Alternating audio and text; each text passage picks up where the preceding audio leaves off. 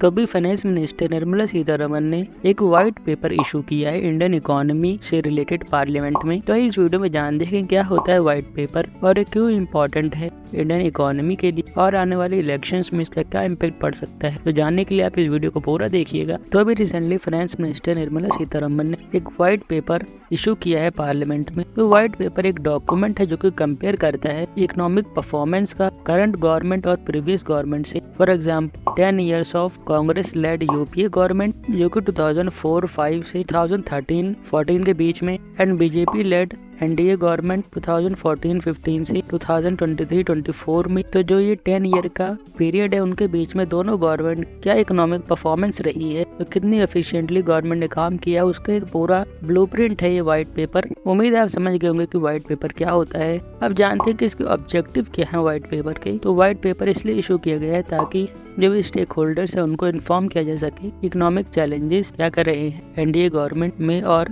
UPA government के बीच में। सभी पॉलिसीज को हाईलाइट करता है जो कि 2014 के बाद एनडीए गवर्नमेंट ने ली है इकोनॉमी को रिवाइव करने के लिए। एंड थर्ड पॉइंट है discussion on national interest and physical responsibility. और इसी में प्राइम मिनिस्टर नरेंद्र मोदी की पास्ट स्पीच भी अटैच की गई है जो कि उनका विजन है इंडिया को लेकर। तो डॉक्यूमेंट के 3 पार्ट हैं। नंबर 1 यूपीए एरा क्रिटिक, इसमें हाईलाइट किया गया है इकोनॉमिक मिसमैनेजमेंट को, economic policy paralysis, corruption scandals during UPA government. Second है एनडीएस इकोनॉमिक रिफॉर्म, और एनडीए की जब गवर्नमेंट आई उसने क्या क्या चेंजेस किए इन्फ्लेशन को कंट्रोल करने के लिए, इंफ्रास्ट्रक्चर डेवलप करने के लिए और सभी स्कीम्स को इम्प्लीमेंट करने के लिए क्या क्या स्टेप्स उठाए हैं। एंड नंबर 3 कंपैरेटिव एनालिसिस, जिसमें इकोनॉमिक इंडिकेटर्स की मदद से ये एनालाइज किया गया है कि UPA led 10 year government and NDA led 10 year government कितना डिफरेंस रहा है और कितनी एफिशिएंसी रही है। क्रिटिकल एनालिसिस करें तो इस व्हाइट पेपर में सिर्फ बीजेपी गवर्नमेंट ने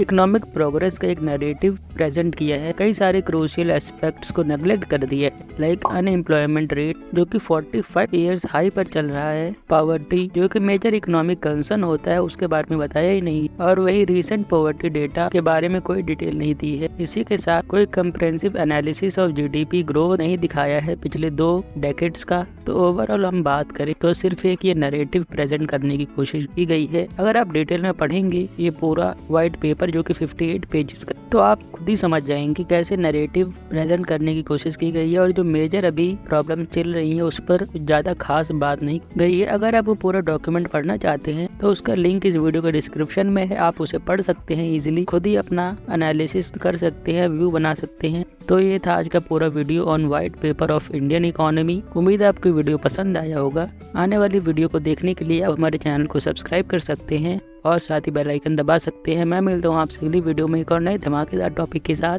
तब तक आप अपना ध्यान रखिए और देखते रहिए my finance and stocks YouTube channel. Thank you. जय हिंद।